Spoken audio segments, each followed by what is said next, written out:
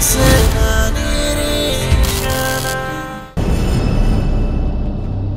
సత్య సువార్త సకల జనులకు సాక్షాత్కారమై వినిపించబడుతుంది.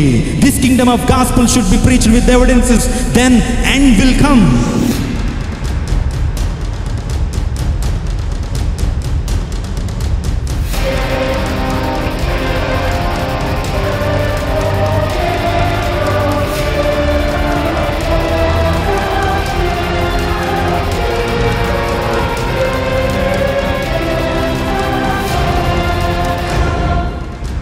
Jesus Christ came to this world and he divided the entire history into two major parts.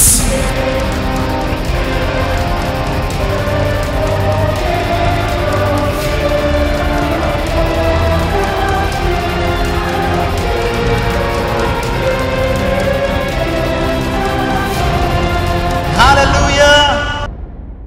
దేవాది దేవుడు తన ప్రేమ చేత ఆయన సంకల్పం మమ్మల్ని ఏర్పాటు చేసుకొని ఆయనతో మేము కూడా దేవుని సేవలో ఇంకా బలంగా వాడబడాలని మా జీవితంలో మొట్టమొదటి ఈ యొక్క మీటింగ్ ద్వారా దేవుడు మాకిచ్చిన ఆలోచన ద్వారా ఈ మీటింగ్ మొట్టమొదటి ఒక పునాదికి దేవుని సేవలో ఇంకా ముందుకు వెళ్ళడానికి మొట్టమొదటి పునాదిగా దేవుడు మమ్మల్ని ఏర్పాటు చేసుకొని మొట్టమొదటి పునాదిని అద్భుతంగా ఆశ్చర్యకంగా ఎన్నో అద్భుతాలు పాల్ ఇమ్మానుయేల్ గారి ద్వారా అద్భుతములు దేవుడు ఎన్నో కార్యాలు జరిగించారు. అందుని బట్టి నేను ఎంతగానో సంతోషిస్తున్నాను. ఈరోజు విశ్వాసం గురించిన విషయాన్ని మీకు బోధించడానికి ఇష్టపడతాను. Today I would like to talk about the faith. విశ్వాసం అంటే మనం చాలాసార్లు వింటూ ఉంటాం. విశ్వాసం అన్నది నిరీక్షింపబడు వాటి యొక్క నిజ స్వరూపం. లేనిది ఉన్నదని నమ్మటమే విశ్వాసము అని చాలాసార్లు మనం వింటున్నాం.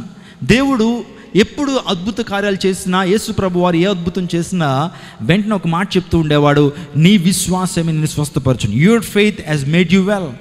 రక్తస్రావం కలిగిన స్త్రీకి అదే చెప్పాడు, నీ విశ్వాసం నిన్ను స్వస్థపరచును.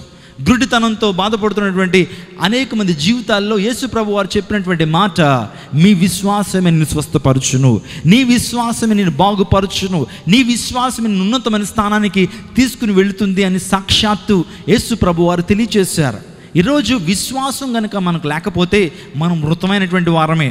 మనలో ప్రాణము ఉండాలి అంటే, మనలో మనం సజీవులుగా జీవించాలంటే క్రైస్తవ జీవితంలో విశ్వాసం అనేది చాలా ప్రాముఖ్యమైనది. చాలాసార్లు నేను చెప్తూ వస్తున్నాను, విశ్వాసం అనే మాటల్లో 4 అక్షరాలు ఉన్నాయి.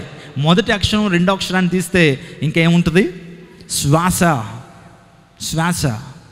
మానవ శరీరానికి శ్వాస ఎంత ప్రాముఖ్యమో క్రైస్తవ విశ్వాసికి కూడా విశ్వాసం అంతే ప్రాముఖ్యం.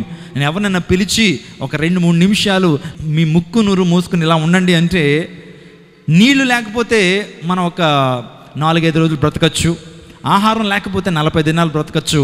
కానీ శ్వాస పీల్చుకోకుండా మనిషి 10 నిమిషాలను బ్రతకగలడా? చెప్పండి. శ్వాస అనేది మానవ శరీరానికి చాలా ప్రాముఖ్యమైనది, మానవ దేహానికి చాలా ప్రాముఖ్యమైనది. అలాగే విశ్వాసికి కూడా విశ్వాసం అనేది చాలా ప్రాముఖ్యమైనది. కొన్నిసార్లు మన జీవితాల్లో దేవుడు వారి పట్ల అద్భుత కార్యాలు జరిగించాడు, ఆశ్చర్య కార్యాలు జరిగించాడు అని నమ్ముతాం. కానీ దేవుడు మన జీవితాల్లో జరిగిస్తాడు అంటే నమ్మలేటువంటి దుస్థితిలో మనం ఉంచుకుంటాం. బైబిల్ గ్రంథాన్ని మనం చదువుతున్నప్పుడు ఇశ్రాయేలీయుల పట్ల దేవుడు అనేకమైన అద్భుత కార్యాలు జరిగించాడు. 430 సంవత్సరాలు ఇశ్రాయేలీయులు బానిసత్వంలో ఉన్నప్పుడు మోషేని ఏర్పాటు చేసుకుని ఆ నిర్గమాన్ని దేవుడు జరిగించినప్పుడు ఎన్నో అద్భుత కార్యాలు జరిగించాడు. 6 నెలలను ఎర్ర సముద్రాన్ని పాయలుగా చేసి 6 నెలలను ఇశ్రాయేలు నడిపించాడు. బండ నుంచి నీళ్ళను రప్పించాడు. పగటి వేళ మేఘస్తంభాన్ని, రాత్రి వేళ అగ్గిస్తంభాన్ని వేసి ఇశ్రాయేలుని కాపాడినటువంటి దేవుడు వారి పట్ల ఉన్నాడు అని చెప్తుంటే మనం నమ్ముతూ ఉంటాం. కానీ దేవుడు మన జీవితాల్లో అద్భుతాలు జరిగిస్తాడు అంటే నమ్మలేటువంటి దుస్థితిలో మనం బ్రతుకుతుంటాం. ఈరోజు దేవుని నుంచి ఒక అద్భుతాన్ని పొందుకోవాలని ఆశపడితే, if you would like to get the miracle from almighty God, you and I need to have faith. ఈరోజు నీవు నేను కలిగి ఉండాల్సింది ఏంటంటే విశ్వాసము. చాలా సంవత్సరాల క్రితం జరిగినటువంటి వాస్తవిక విషయాన్ని మీ ముందుంచుతున్నాను. అమెరికా దేశాన్ని, కెనడా దేశాన్ని విభజిస్తున్నటువంటి ఒక జలపాతం, ఆ జలపాతాన్ని నయాగరా జలపాతం అని పిలుస్తారు.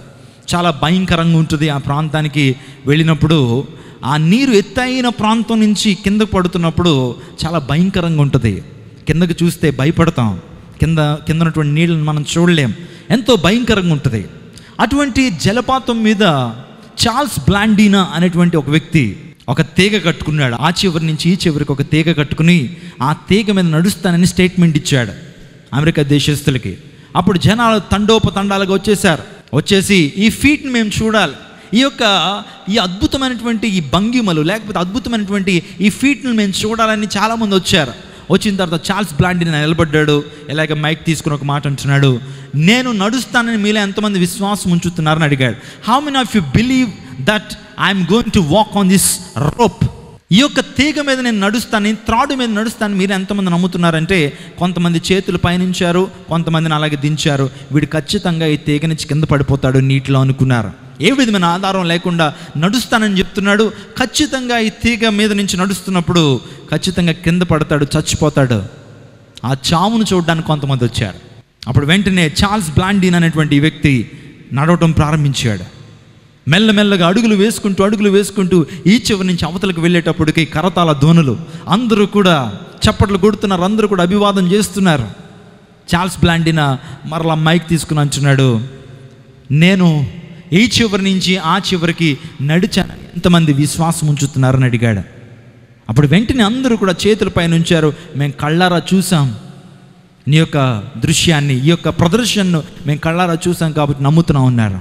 ఆ తర్వాత ఈ టైం సెకండ్ ఫీట్ ఏంటంటే, ఇప్పుడు నేనేం చేస్తానంటే ఒక కర్రను పట్టుకుని ఈ చివరి నుంచి ఆ చివరికి నడుస్తాను. మీలో ఎంతమంది నమ్ముతున్నారు నేను కర్ర పట్టుకుని, బరువైనటువంటి కర్రను పట్టుకుని నడుస్తాను ఎంతమంది నమ్ముతున్నారంటే కొంతమంది చేతులు ఉంచారు, కొంతమంది ఎత్తలేదు చేతులు. మ్యాక్సిమం 75% అందరూ కూడా చేతుల పైన ఉంచారు. ఆ యొక్క చార్ల్స్ బ్లాండిన్ అది కూడా నడిచాడండి. అందరూ కూడా హర్షధ్వానాలు, కరతాళ ధ్వనులతో ఆ ప్రాంతం అంతా కూడా నిండిపోయింది.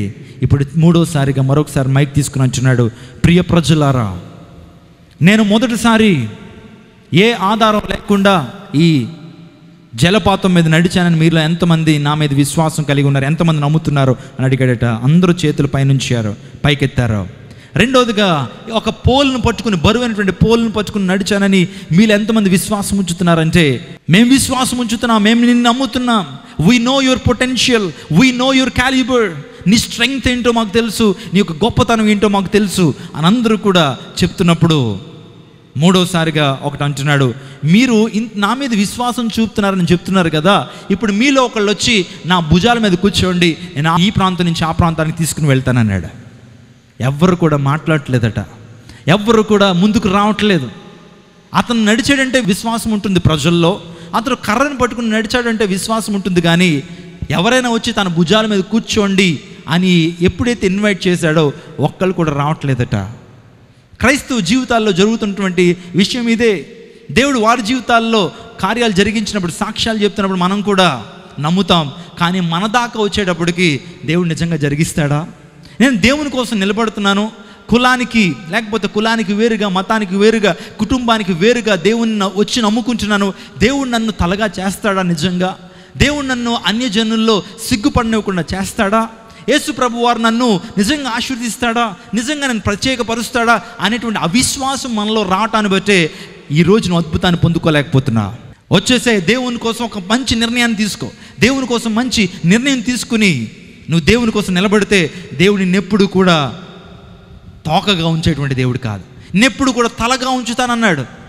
యోవేలు గ్రంథంలో ఒక మాట నాకు చాలా ఇష్టం, నా జనులు సిగ్గునొందరు. ఎప్పుడో తెలుసా? దేవుని ఎడల మనం ఎప్పుడైతే విశ్వాసం కలిగి ఉంటామో మనం ఎప్పుడు కూడా సిగ్గు నొందం. చాలామంది యవనస్తులు చాలాసార్లు ఆఫీస్ కాల్ చేస్తూ ప్రత్యేకంగా కౌన్సిలింగ్ విషయంలో, అన్న నేను అన్ని కుటుంబాల నుంచి నేను ప్రభులోకి వచ్చి ఉన్నాను అని, మన యొక్క CWCలో చెప్పబడుతున్న వాక్యం ద్వారా నేను స్థిరపడ్డాను, నేను యేసుక్రీస్తు ప్రభు వారు ఒక్కడే నిజమైనటువంటి దేవుడని, ఆయనే మనిషి కోసం ప్రాణం పెట్టాడని నేను తెలుసుకున్నాను, రక్షించబడ్డాను. కానీ నేను మా ఇంటికి వెళ్ళిపోతున్నాను. ఇప్పుడు నిజంగా మా ఇంట్లో చెప్పాలంటే చాలా భయం వేస్తుంది. ఒకవేళ చెప్తే కనుక నన్ను ఏమంటారో, నన్ను తిడతారో, ఇంకెప్పుడు కూడా నా మీద ప్రేమను చూపించరు, ఏం చేయమంటారన్నా అని అంటే నేను అదే చెప్తాను, దేవుని కోసం ఒక నిర్ణయం తీసుకోమ్మా. నువ్వు దేవుని కోసం make a decision for Christ Jesus. యేసయ్య కోసం ఒక మంచి నిర్ణయం తీసుకో, యేసయ్య కోసం నిలబడు, స్టాండ్ ఫర్ గాడ్. దేవుని కోసం నిలబడు. దేవుని జీవితంలో నిన్ను అవమానపరచడు. నీ కాలేజ్లో, నీ యొక్క యూనివర్సిటీస్లో, నీ యొక్క ఉండేటువంటి ఆ వర్క్ స్పాట్లో, ఆఫీసెస్లో దేవుని కోసం నిలబడు. దేవుని యొక్క విశ్వాసాన్ని నువ్వు కనుపరచు, అనేక మందికి నీ విశ్వాసాన్ని వెల్లడి చేయి. తద్వారా దేవుడు నిన్ను విడిచిపెట్టడు, నిన్ను ఉన్నతమైనటువంటి స్థానంలో నింపుతాడు. దేవుని సేవకులు చాలాసార్లు చెప్తూ ఉంటారు, ఒక అనాథ బాలుడు అమెరికా దేశాల్లో అడుక్కుంటున్నటువంటి పరిస్థితుల్లో ఒక దేవుని సేవకుడు అతను కలుసుకుని ఆ బాలుడిని చూసి కనికరపడి దేవుని ప్రేమ చూపించి ఆ బాలుడితో ఒక మాట అంటున్నాడు, బాబు మా ఇంటికి వస్తావా, నీకు చదువు చెప్తాము, మా ఇంటికి వస్తావు, నీకు ఆహారాన్ని పెడతాను, నీకు ఉన్నతమైనటువంటి జీవితాన్ని యేసు ప్రభులు వారు ఇస్తారు అంటే ఆ బాలుడు అంగీకరించి ఇంటికి వచ్చాడు. ఇంటికి వచ్చిన తర్వాత చిన్ననాటి నుంచి ఆ వ్యక్తికి బైబిల్ని బోధిస్తున్నాడు. అంత మాత్రమే కాకుండా ఈ యొక్క సెక్యులర్ స్టడీస్ని కూడా అతనికి చెప్పిస్తున్నాడు, స్కూల్కి పంపిస్తున్నాడు. ఆ తర్వాత మంచిగా పరిచర్య చేస్తున్నాడు మందిరంలో. మంచి అలవాట్లు అతనికి అబ్బుతూ ఉన్నాయి. దైవభక్తిలో పెరుగుతున్నప్పుడు ఆ వ్యక్తి పెరిగి పెద్దవాడయ్యాడు, ఒక స్థానానికి వచ్చాడు, బాగా చదువుకున్నాడు.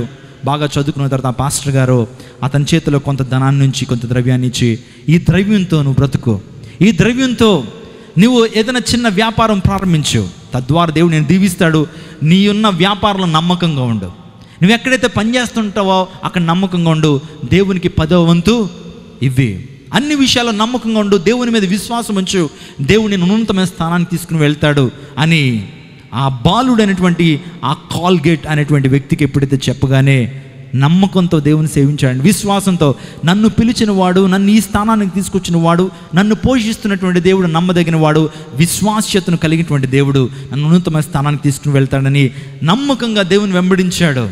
కాల్గేట్ అనేటువంటి ఆ యవనస్తుడు ఒక చిన్న వ్యాపారాన్ని ప్రారంభించాడు, అగ్గిపెట్టెల బిజినెస్ ప్రారంభించాడు. ఆ తర్వాత టూత్ పేస్ట్లు ప్రారంభించి కొంతకాలంలోనే ప్రపంచాన్ని శాసించేటువంటి ఒక గొప్ప ఎంటర్ప్రెన్యూర్గా మార్చబడ్డాడు. అతని పేరే కాల్గేట్. ఈరోజు ప్రపంచంలో ఎంఎన్సి కంపెనీస్ అని మనం పిలుస్తుంటాం, మల్టీనేషనల్ కంపెనీస్. ఆ కంపెనీస్లో నిజంగా టాప్ 10లో కాల్గేట్ అనేటువంటి సంస్థ ఉంది అంటే మీరు ఆలోచన చేయండి. కాల్గేట్ పేస్ట్ మనం యూజ్ చేస్తుంటాం, కాల్గేట్ ప్రొడక్ట్స్ మనం యూజ్ చేస్తుంటాం. అమెరికా దేశంలో చాలా ప్రాచుర్యం పొందినటువంటి ఈ సంస్థ.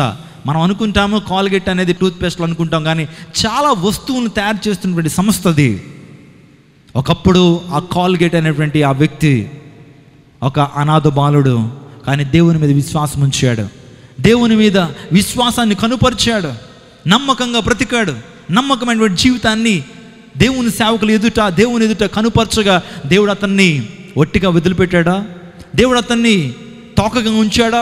ఉన్నతమైన స్థానంలో దేవుడు నిలిపాడు. ఈరోజు ఇలాంటి సాక్ష్యాలు ఒకటి కాదు, అనేక వేల సాక్ష్యాలు మేము ముందుంచగలను. దేవుని కోసం నిలబడిన వారిని, దేవుని కోసం వారి యొక్క జీవితాన్ని పణంగా పెట్టి కొన్నిసార్లు లోకం నుంచి వస్తున్నటువంటి ఆ యొక్క అవహేళనలు, లోకం నుంచి వస్తున్నటువంటి ఆ శోధనలకి నిలబడి బ్రతికితే దేవుడు విడిచిపెట్టాడు. ఏనాడు మనల్ని విడువడు, ఎడబాయని వాగ్దానం చేశాడు. ఎప్పుడో తెలుసా? దేవుని ఏళ్ల పరిపూర్ణమైన విశ్వాసం ఉంచినప్పుడు, దేవుని ఏళ్ల పరిపూర్ణమైన విశ్వాస్యతను మనం కనుపరిచినప్పుడు దేవుని మనం విడిచిపెట్టేటువంటి దేవుడు కాదు. ఈరోజు నా అంశము, మనం వేటి యందు మనం విశ్వాసం ఉంచాలి. On what we have to trust, on what we need to have faith. దేని మీద మనం విశ్వాసం ఉంచాలంటే మనందరికీ తెలిసిన వాక్య భాగాన్ని మేము ముందు ఉంచుతాను. మార్కు సువార్త 11వ అధ్యాయం 22వ వచనం. అందుకు యేసు వారితో ఇట్లా, నేను నీవు దేవుని యందు విశ్వాసము ఉంచుడి. యేసు ప్రభు వారు తన నోటితో స్వయంగా తానే చెప్తున్నటువంటి మాటలు, మీరు దేవుని యందు విశ్వాసం ఉంచుడి. ప్రపంచంలో చాలామంది ఉంటారు, వారిని నాస్తికులు అని పిలుస్తుంటారు. ప్రపంచంలో ఇంచుమించుగా 20% మంది నాస్తికులు ఈ ప్రపంచంలో ఉన్నట్లుగా ప్రభుత్వ లెక్కల ప్రకారం మనకు తెలుస్తుంది. నాస్తికులు, దేవుడు లేడు అనేటి నమ్మేటువంటి వారిని నాస్తికులు అంటారు. నువ్వు తల పైకెత్తి చూస్తే నీ మెడలు నొప్పి పెడితే కానీ దేవుడు మాత్రం కనిపించడు. సైన్స్ ప్రకారము ఏదైనా వస్తువుని తాకగలిగినప్పుడు, ఏ వస్తువునైతే చూడగలిగినప్పుడు, వాసన చూడగలిగినప్పుడు మాత్రమే ఆ వస్తువు ఉందని నిర్ధారణకు వస్తుంటారు according to science. For example, Bible అనేది ఒకటి ఉంది అని చెప్పడానికి ఈ వస్తువుని నేనేం చేయాలంటే తాకాలి, లేకపోతే ఈ వస్తువునన్న వాసన చూడాలి, లేకపోతే ఈ వస్తువుని కళ్ళతోనైనా చూడాలి. ఒకవేళ ఆ 3 విషయాలు నేను చేయలేకపోతున్నట్లయితే ఈ వస్తువు లేదని మనం నిర్ధారణకు రావాలి. వాస్తవంగా సైన్స్ చెప్తున్నటువంటి మాట. సైన్స్ ఏం చెప్తుందంటే దేవుడు మనం చూడలేకపోతున్నాం, ఆయన వాసన మనం చూడలేకపోతున్నాం, ముక్కుతో ఆయన్ని వాసన చూడలేకపోతున్నాం, ఆయన స్పర్శించలేకపోతున్నాం, కాబట్టి దేవుడు లేడు అని ఒక నిర్ధారణకు వస్తుంటారు. నా ప్రశ్న ఏంటంటే, ఒకవేళ గనక ప్రపంచంలో చాలా వస్తువులు మనం చూడలేకపోతున్నాం, చాలా పదార్థాలు మనం చూడలేకపోతున్నాం, అయినా నమ్ముతున్నామా లేదా? మీలో ఉన్నటువంటి ప్రాణం ఉందా లేదా? ప్రాణం ఉన్నాం కాబట్టి మనం చలిస్తున్నాం, ప్రాణం ఉన్నాం కాబట్టి బ్రతుకుతున్నాం, ప్రాణం ఉన్నాం కాబట్టి మాట్లాడుతున్నాం. అర్థమవుతుందండి? మీ ప్రాణాన్ని ఎప్పుడైనా చూసారా? Did you ever see your spirit? నీ ప్రాణాన్ని ఎప్పుడైనా చూసావా నీవు? లేకపోతే నీలో ఉన్నటువంటి ప్రాణం నీవు ఎప్పుడైనా నీ కనుల ద్వారా చూసావా, తాకి చూసావా? పోనీ కానీ ఉన్నదని నమ్ముతున్నావు. మనం ప్రాణం కలిగినటువంటి జీవులం. చూడండి, చాలా పదార్థాలు, చాలా వస్తువులు మనకు కనిపించట్లేదు, అయినా ఉన్నాయని మనం నమ్ముతున్నాం. ఉన్నాయి. పరలోక రాజ్యాన్ని మనం చూడలేదు, అయినా మనం విశ్వసిస్తున్నాం దెర్ ఇస్ హెవెన్. నరకాన్ని మనం చూడలేదు, అయినా సరే నరకం ఉందని నమ్ముతున్నాం. చనిపోయిన తర్వాత ఇంకో జీవితాన్ని ఎవరు కూడా చూడలేదు. ఈ ప్రపంచంలో చాలా కోట్ల మంది ప్రపంచంలో పుట్టారు, చనిపోతున్నారు. మరి కోట్ల మంది ఈ లోకంలో పుట్టబోతున్నారు. ఎవరైనా సరే చనిపోయినటువంటి జీవితాన్ని ఎవరైనా చూసారా? చనిపోయిన తర్వాత ఏం జరుగుతుందో ఎవరికైనా తెలుసా? ఎవరికి కూడా తెలుసు. శాస్త్రవేత్తలు ఎన్నో వస్తువులను కనబెట్టగలుగుతున్నారు, ఎంతో జ్ఞానం అభివృద్ధి చెందింది. కానీ చనిపోవటం అంటే ఏంటో, చనిపోయిన తర్వాత ఏం జరుగుతుందో ఎవ్వరికి కూడా ఈ ప్రపంచంలో తెలియదు. కానీ మన ప్రభువును రక్షకుని యేసుక్రీస్తు ప్రభు వారికి ఒక్కడికి మాత్రమే తెలుసు మరణం తర్వాత ఉన్నటువంటి జీవితం. హల్లెలూయా! ఎందుకో తెలుసా? మరణాన్ని జయించి తిరిగి లేచిన వాడు యేసుక్రీస్తు ప్రభు వారు ఒక్కరు మాత్రమే. కాబట్టి ఆయనకు మాత్రమే మరణం తర్వాత ఏం జరుగుతుందో యేసు ప్రభు వారికి ఒక్కడికి మాత్రమే తెలుసు. అందుని బట్టి అంటున్నాడు, మరణం తర్వాత మరొక జీవం ఉంది, మరణం తర్వాత ఇంకో బ్రతుకుంది, మరణం తర్వాత ఇంకొక లోకం ఉంది, అదే పరలోకం, అదే నిత్యత్వం అని యేసు ప్రభు వారు మనకు చెప్పారు. కాబట్టి చాలా విషయాలు మనం తెలుసుకోగలుగుతున్నాం, విశ్వాసం ఉంచగలుగుతున్నాం. యేసు ప్రభుని ఎవరైనా చూసారండి? ఇక్కడ యేసు ప్రభు సిలువలో రక్తం కార్చడం ఎవరైనా చూసారా? యేసు ప్రభు వారు ఆయన పునరుద్ధానం చెందడం ఎవరైనా చూసారా?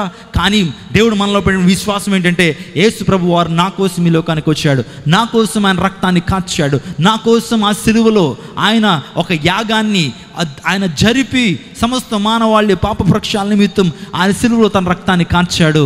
ఆయన పునరుత్థానుడయ్యాడు, మరలా ఆయన తిరిగి రాబోతుంది. This is the Christian faith.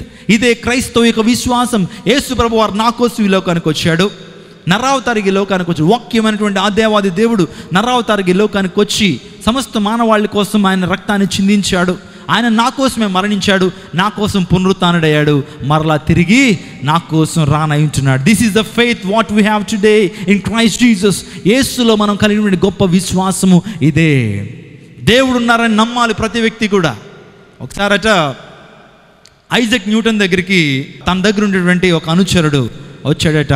అతను కూడా ఎప్పుడు అంటుండేవాడు, సైన్స్ని ఎక్కువ చదువుతుండేవాడు, ఫిజిక్స్, కెమిస్ట్రీ, భౌతిక శాస్త్రాన్ని ఎక్కువగా చదువుతున్నటువంటి ఆ యొక్క వ్యక్తి ఐజక్ న్యూటన్ దగ్గరికి వచ్చి ఒక మాట అన్నాడు, దేవుడు లేడండి, దేవుడు లేడు, లేకపోతే దయ్యం కూడా లేదు, పరలోకం లేదు, నరకం లేదు, ఇదంతా కూడా ఒక మిథాలజీ, ఇదంతా కూడా ఒక భ్రమ, ఒక ఇల్యూజన్లో మతం పేరిట ఇవన్నీ కూడా జరుగుతున్నాయి, అసలు దేవుడు అనేవాడు లేడు అన్నాడట. మరి ఇన్ని గొప్ప వస్తువులు, భూమి, చంద్రుడు, నక్షత్రాలు, ఆ తర్వాత మనకు కనిపిస్తున్నటువంటి ఈ విశ్వం అంతా కూడా, భూమి మీద సంచరిస్తున్న 75 లక్షల జీవరాశులు, సముద్రంలో ఉన్నటువంటి జీవరాశులు, అవన్నీ కూడా ఎలా ఏర్పడినాయి అని అంటే ఆ వ్యక్తి చెప్తున్నాడు ఐజక్ న్యూటన్తో, ఇవన్నీ కూడా ఆకాశం నుంచి ఊడిపడిపోయాయని. ఒక ర్యాండమ్ సెలక్షన్లో ఇవన్నీ కూడా ఏర్పడ్డాయి. పరిణామం చెందుతూ చెందుతూ చెందుతూ మానవుడు ఈ విధంగా పుట్టాడు, జంతువులు ఈ విధంగా వచ్చినాయి, సముద్రాలు ఈ విధంగా వచ్చినాయి అని చాలా విషయాలు చెప్పుకుంటూ వస్తున్నాడట. వస్తుంటే అలా విన్నాడు. ఇతనికి ఎలాగైనా సువార్త ప్రకటించాలి, ఎలాగైనా సరే దేవుడు ఉన్నాడని చెప్పాలని ఉద్దేశంతో ఐజక్ న్యూటన్ బజార్కి వెళ్ళాడు. వెళ్ళి ఒక గ్లోబ్ కొనుక్కొని వచ్చాడట. గ్లోబ్ కొనుక్కొని వచ్చి టేబుల్ మీద పెట్టాడు. ఒక వారం తర్వాత ఈ వ్యక్తి మరలా వచ్చాడు. ఆ గ్లోబ్ చూడగానే చాలా అద్భుతంగా ఉంది. క్రిందేమో గోల్డ్తో చేయబడింది ఆ స్టాండ్ అంతా కూడా. గ్లోబ్ ఆ టేబుల్ మీద పెట్టినప్పుడు ఈ వ్యక్తి అంటున్నాడట, ఏమనంటే, ఐజక్ న్యూటన్, గ్లోబ్ చాలా బ్యూటిఫుల్గా ఉంది, ఎక్కడిదంటే నిన్నే ఆకాశం నుంచి ఊడిపడింది అన్నాడంట. ఏమన్నాడు? ఊడిపడింది. Are you mad or what you are talking? ఏం మాట్లాడుతున్నావు నువ్వు? గ్లోబ్ పైనుంచి కిందకు పట్టడం ఏంటి? ఆ గ్లోబ్ని తయారు చేయడానికి ఒక కార్పెంటర్ కావాలి, ఆ గ్లోబ్ మీద ఆ లెటర్స్ రాయడానికి ఒక ఇంగ్లీష్ తెలిసిన వాడు కావాలి, ఆ గ్లోబ్ని తయారు చేయడానికి ఒక హిస్టరీ తెలిసిన వాడు కావాలి, చరిత్ర తెలిసిన వాడు కావాలి, ఒక కార్పెంటర్ కావాలి, ఒక ఇంగ్లీష్ తెలిసిన వాడు కావాలి. ఈ ముగ్గురు ఎప్పుడైతే కూడతారో ఆ గ్లోబ్ వస్తుంది. ఆ గ్లోబ్ తయారు చేయడానికి ఒక డిజైనర్ ఉంటాడు, ఒక మేకర్ ఉంటాడు, ఒక సృష్టికర్త ఉంటాడు అని లెక్చర్లు ఇచ్చేస్తున్నాడట. ఇచ్చేస్తుంటే ఐజక్ న్యూటన్ అన్నాడట, ఒక్క నిమిషం ఆగు, ఈ చిన్న గ్లోబే దానికదే వచ్చేసిందంటే నువ్వు నమ్మలేకపోతున్నావు. ఇంత గొప్ప విషయం, ఇంత పెద్ద భూమి అందరి సమస్తమైనటువంటి జీవరాశులు, కొండలు, పర్వతాలు, సముద్రాలు, మెట్టలు, పీఠభూములు, గొప్ప సృష్టి, గొప్ప చెట్లు, వృక్షాలు, జంతువులు, పురుగులు, ఇవన్నీ కూడా ఆటికవే వచ్చేసినాయి అంటే ఎలా నమ్మమంటావు అని చెప్పేటప్పటికి, కొంత వాక్యాన్ని ప్రకటించేటప్పటికి ఆ చివరికి ఆ వ్యక్తి ఒప్పుకున్నాడట దేవుడు ఉన్నాడని. ఈరోజు అందరూ కూడా విశ్వాసం ఉంచాలి, దేవుడు అనేవాడు ఉన్నారని. హల్లెలూయా, హల్లెలూయా. సో రెండో విషయాన్ని చెప్తున్నాను చూడండి, దేవుడు ఉన్నారని మనం అందరూ కూడా నమ్మాలి. రెండవదిగా ఆ దేవుడు ఎవరో కూడా మనము తెలుసుకుని ఆయన్ని ఆరాధించాలి, ఆయన విశ్వాసము కలిగి ఉండాలి. దేవుడు మనం ఎందుకు నమ్ముతాం చెప్పండి? ఏం జరుగుతుందని మనం నమ్ముతాం. మనం చేయలేనటువంటి కార్యాలు ఆయన సహాయం ద్వారా మనం చేయగలుగుతామని, ఆయన మనల్ని రక్షిస్తాడని, ఆయన ప్రమాదాల నుంచి మనం రక్షిస్తాడని, మనకు చనిపోయిన తర్వాత నిత్యజీవం ఇస్తాడని మనం దేవుణ్ణి ఏం చేస్తుంటాం? విశ్వసిస్తూ ఉంటాం. ఈ ప్రపంచంలో 750 కోట్ల మంది మనుషులు నివసిస్తున్నారు. వారందరిలో కూడా విశ్వాసం ఉంది. ఏదో ఒక విశ్వాసం, ఏదో దేవుడు ఉన్నాడు. కనిపించినటువంటి అదృశ్య శక్తి, కనిపించినటువంటి సూపర్ న్యాచురల్ పవర్నే దేవుడు అనేవాడు కొంతమంది. లేకపోతే ఏ దేవుడో మాకు ఎందుకంటే ఒక దైవం మాత్రం ఆకాశంలో ఉంది, ఆయన సమస్తాన్ని కూడా చూస్తున్నాడు, సమస్తాన్ని కూడా జరిగిస్తున్నాడు. ఆ దేవుడు ఎవరైతే మాకేంటండి అని చాలామంది అడిగేవాళ్ళు కూడా ఉన్నారు. చూడండి, ఒక మాట నేను చెప్తాను, నీ తండ్రి ఉన్నాడని నువ్వు తెలుసుకోవడం ఎంతైతే ప్రాముఖ్యమో, ఆ తండ్రి ఎవరో తెలుసుకోవడం కూడా అంతే ప్రాముఖ్యం. నా తండ్రి ఎవడైతే నాకేంటండి అన్నాను అనుకోండి, నా తల్లిని నేను అవమానపరిచినట్టు. నీ యొక్క తండ్రి ఉన్నాడని నువ్వు తెలుసుకోవడం ఎంత ప్రాముఖ్యమో, ఆ తండ్రి ఎవరో కూడా తెలుసుకోవడం ప్రాముఖ్యం. ప్రపంచం నీ ముందు చాలామందిని తండ్రులను పెడుతుంది, చాలామంది దేవుళ్ళని ముందు పెడుతుంది. నువ్వు ఎవరి ద్వారా పుట్టావో, ఎవరు నేను కలుగు చేశారో ఆ యొక్క జ్ఞానాన్ని నువ్వు కలిగి ఉండాలి. ఆయన్ని మాత్రమే నువ్వేం చేయాలి? ఆరాధించాలి. ఆయన యందు నువ్వు విశ్వాసము ఉంచాలి. నేను ఒక మాట చెప్తున్నాను, యేసుక్రీస్తు ప్రభువారు ఆయనే మన సృష్టికర్త. హల్లెలూయా. ఈరోజు క్రీస్తునందు మనం విశ్వాసం ఉంచాలి. ఆయనే సర్వ సృష్టికర్త. హెబ్రీయులకు రాసిన పత్రిక 11వ అధ్యాయం 3వ వచనంలో ఒక మాట ఉంది, ప్రపంచంలో దేవుని వాక్యమున నిర్మాణమైనవి అనేటువంటి మాట. అంత మాత్రమే కాదు, ప్రకటన గ్రంథము 4వ అధ్యాయము 10వ వచనం 11వ వచనాన్ని మనం ధ్యానం చేస్తే, యుగ యుగములు జీవించు వానికి నమస్కారము, నువ్వు సమస్తమును సృష్టించితివి. యేసుక్రీస్తు ప్రభు గురించి మాట్లాడుతూ, యుగ యుగములు జీవించువాడవు, నీవే సృష్టికర్తవి అని బైబిల్ గ్రంథంలో ఉంది. ఈరోజు సృష్టికర్త ఎవరంటే మన ప్రభు అయినటువంటి యేసుక్రీస్తు ప్రభువారు. హల్లెలూయా. ఈరోజు నువ్వు దేవుడు నన్ను నమ్మాలి. ఆ సృష్టికర్త, ఆ దేవుడు యేసు ప్రభు వారిని నువ్వు నమ్మినప్పుడు నీ జీవితంలో శాంతి నువ్వు పొందుకుంటావు. నీ జీవితంలో శాంతిని నువ్వు పొందుకుంటావు. యేసు ప్రభు వారు నిజమైనటువంటి దేవుడు. ఇర్మియా గ్రంథము 10వ అధ్యాయము 10వ వచనంలో ఒక మాట మనం జ్ఞాపకం చేసుకుందాం. యెహోవాయే నిజమైన దేవుడు, ఆయనే జీవము గల దేవుడు, సదాకాలము ఆయనే రాజు. యెహోవాయే నిజమైన దేవుడు. నిజమైన దేవుడు అనేటువంటి మాట మనం వింటున్నప్పుడు దానికి ఆపోజిట్ కూడా ఉంటుందని కదా అర్థం. రాజుగారు మొదటి భార్య చాలా మంచిది అంటే, రెండో భార్య ఏమై ఉంటుందని ఆలోచన చెప్పండి, చెడ్డది. అంటే నిజమైన దేవుడు ఉన్నాడు అంటే నకిలీ దేవుళ్ళు కూడా ఉన్నారనే కదా అర్థం. ఆశ్చర్యకరుడైన యేసుక్రీస్తు ప్రశస్త నామములో మీకు అందరికీ శుభాభివందనాలు తెలియపరుస్తున్నాను. మీలో ఎవరైతే రోగాలతో సతమతం అవుతుంటే, నేను చేయబోటువంటి స్వస్థత ప్రార్థనలో, అభిషేక ప్రార్థనలో ఏకీభించు. యేసుక్రీస్తు ప్రభు వారికి అసాధ్యమైనది ఏది కూడా లేదు. నిన్ను స్వస్థపరచు యెహోవా నేనే అని వాగ్దానం చేశాడు. మీ మధ్యన అద్భుత కార్యం జరిగించునని దేవుడు వాగ్దానం చేశాడు. నీ రోగం ఏదైనా సరే, తలనొప్పి కావచ్చు, మెదడు సంబంధిత వ్యాధులు కావచ్చు, లేకపోతే థైరాయిడ్ సమస్య కావచ్చు, గుండె సంబంధిత వ్యాధులు కావచ్చు, బీపీ కావచ్చు, షుగర్ కావచ్చు, నరాల సంబంధిత వ్యాధులు కావచ్చు, ఏదైనా సరే దేవునికి అసాధ్యమైనది ఏం లేదు. దేవుడు నాతో ప్రత్యేకంగా మాట్లాడాడు. ఈ ప్రార్థన ద్వారా అనేక మంది స్వస్థపరచబడుతున్నట్లు, అనేక మంది విడుదల పొందబోతున్నట్లు దేవుడు నాతో ప్రత్యేకంగా మాట్లాడి, ఈ ప్రార్థనలు ఏకీవించు, దేవునికి అద్భుతాన్ని నువ్వు పొందుకో. ప్రభువానికి వందనాలు తండ్రి. ఈ యొక్క ప్రజలను బట్టి నీ సన్నిధిలోకి వస్తున్నాను. ఎవరైతే ఈ ప్రార్థనలు ఏకీవిస్తున్నారో వారి జీవితాల్లో చేయబోతున్నటువంటి మేలులను బట్టి, అద్భుత కార్యాలను బట్టి నీకు వందనాలు ప్రభువా. వారి జీవితంలో ప్రతి సమస్యను మీరు పరిష్కరించమని వేడుకొంచున్నారు. Lord, I request you to pour out your spirit upon your people right now in Jesus name. నాయనా, ఈ యొక్క సమయంలో ఎవరైతే అనారోగ్యంతో బాధపడుతున్నారో ప్రభు, మైగ్రేన్ సమస్యతో బాధపడుతున్నారు, యేసు నామములో మైగ్రేన్ నేను బంధిస్తున్నాను తండ్రి. ప్రభు, కళ్ళ సంబంధిత వ్యాధులతో బాధపడుతున్నారు, కళ్ళల్లో క్యాటరాక్ట్ ఉన్నటువంటి వారిని ఇప్పుడే మీరు విడుదల చేయబోతున్న నీ కొందనాల ప్రభువా. సైనసైటిస్ ప్రాబ్లం నుంచి విడుదల చేయండి, నోటి పూతల నుంచి విడుదల చేయండి, స్పాండిలైటిస్ నుంచి విడుదల చేయమని వేడుకొంచున్నా తండ్రి. మెడ సంబంధిత వ్యాధుల నుంచి మీరు విడుదల చేయమని వేడుకొంచున్నా. థైరాయిడ్ బట్టి నేను ప్రార్థన చేస్తున్నాను తండ్రి. ఎవరైతే థైరాయిడ్తో బాధపడుతున్నారో ఇప్పుడే ఈ రక్తాన్ని ఇప్పుడే వారి యొక్క శరీరంలో ప్రోక్షింప చేస్తున్నాను తండ్రి. ప్రభువా, గుండె సంబంధిత వ్యాధులు, మూత్రపిండాలకు సంబంధించిన వ్యాధులు, ప్రభువా నడుము సంబంధించిన వ్యాధులు, కిడ్నీలో రాళ్ళని మీరు తీసివేయమని వేడుకొంచున్నారు తండ్రి. ప్రభువా, కడుపులో ఉన్నటువంటి గడ్డలను, కడుపులో ఉన్న అల్సర్లను మీరు బాగు చేయమని వేడుకొంచున్నారు. షుగర్, బీపీ, ప్రభువా వీటిని మీరు కంట్రోల్లో ఉంచి అద్భుతాలు జరిగించండి. దీర్ఘకాలిక రోగాల నుంచి విడుదల చేయమని వేడుకొంచున్నారు. ఎయిడ్స్, క్యాన్సర్ నుంచి మీరు విడుదల చేయమని వేడుకొంచున్నారు తండ్రి. వెన్నుపూస సంబంధించిన వ్యాధులు ప్రభువా, ఆ స్పైనల్ కార్డ్ ప్రాబ్లంతో బాధపడుతున్నాను ఇప్పుడే నీ చేతులకు అప్పగిస్తున్నాను. ఫైల్స్తో బాధపడుతున్నాను ఇప్పుడే నీ చేతుల్లో పెడుతున్నాను తండ్రి.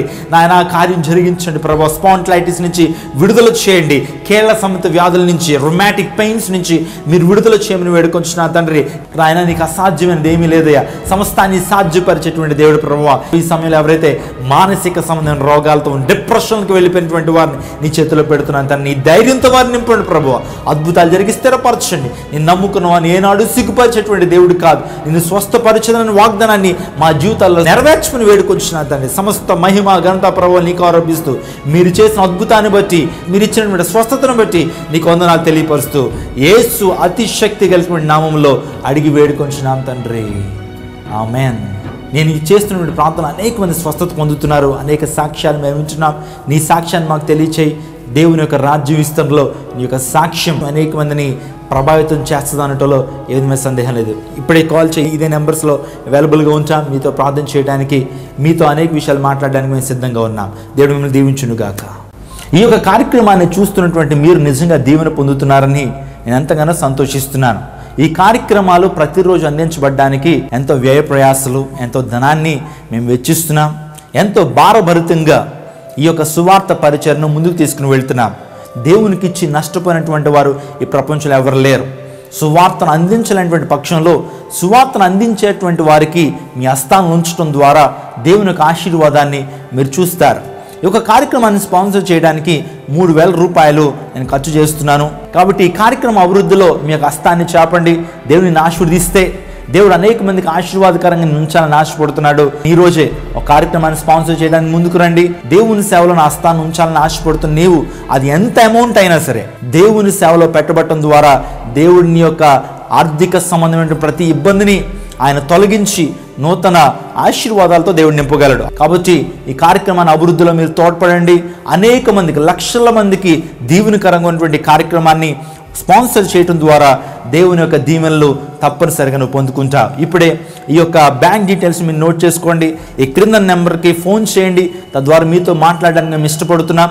దేవుడు మీరు ప్రత్యేకంగా దీవించాలని నేను అనుదినము మీకోసం ప్రార్థన చేస్తాను. దేవుడు మిమ్మల్ని దీవించునుగాక.